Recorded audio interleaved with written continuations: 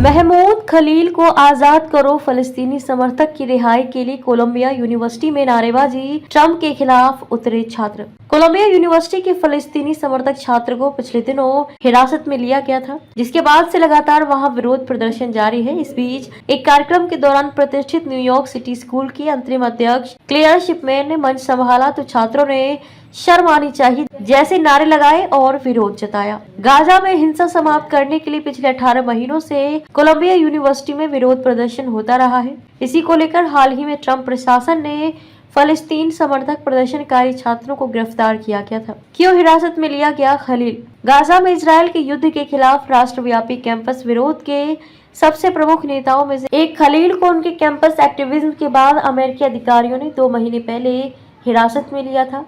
हालांकि वो अमेरिका का निवासी है, लेकिन उसे डिपोर्ट के लिए चिन्हित किया गया है। बुधवार को कार्यक्रम से पहले सभी को चेतावनी दी गई थी कि किसी भी तरह का बाधा डालने पर प्रतिबंध है और जो लोग नियमों का पालन नहीं करेंगे उन्हें यूनिवर्सिटी छोड़ने के लिए भी कहा जा सकता है।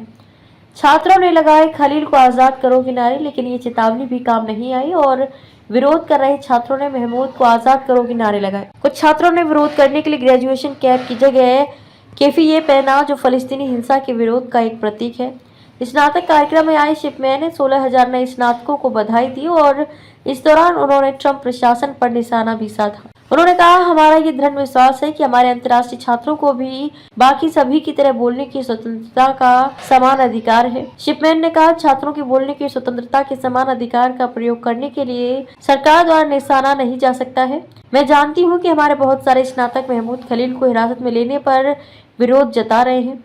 मई में 80 छात्रों को किया गया गिरफ्तार। आपको बता दें, मई के महीने में 80 फिलिस्तीनी समर्थक छात्रों को उस वक्त गिरफ्तार किया गया था जब उन्होंने कोलंबिया यूनिवर्सिटी के मुख्य पुस्तकालय पर कब्जा करने की कोशिश की थी। अमेरिकी विदेश मंत्री मार्को रूबियो ने कहा था कि अधिकारी ऐसे लोगों की पहचान कर उनकी वीजा स्थिति की समीक्षा करेंगे।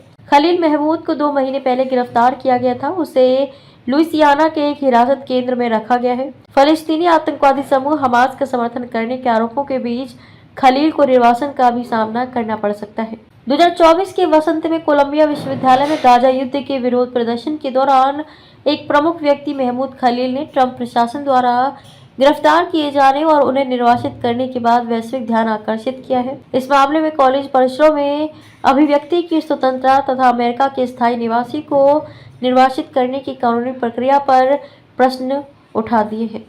बुधवार को अदालती सुनवाई के बाद श्री खलील लुइसियाना में हिरासत में रहेंगे, जहां वकीलों ने इस बात पर बहस की कि क्या उन्हें वापस न्यूयॉर्क ले जाया जाना चाहिए।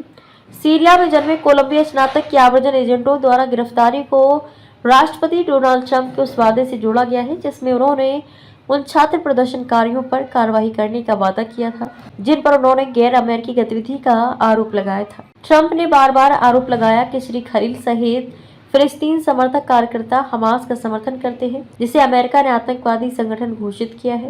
राष्ट्रपति का तर्क है कि इन प्रदर्शनकारियों को निर्वासित किया जाना चाहिए और उन्होंने श्री खलील की गिरफ्तारी को आने वाली कई गिरफ्तारियों में से पहली बताया। 30 वर्षीय युवक के वकीलों का कहना है कि वह गाजा में फिलिस्तीनियों के समर्थन में और इजरायल के लिए अमेरिकी समर्थन के खिलाफ प्रदर्शन करने के लिए स्वतंत्र भाषण अधिकारों का प्रयोग कर रहा था। उन्होंने सरकार पर छात्र सक्रियता और राजनीतिक भाषण का खुला दमन करने का आरोप लगाया।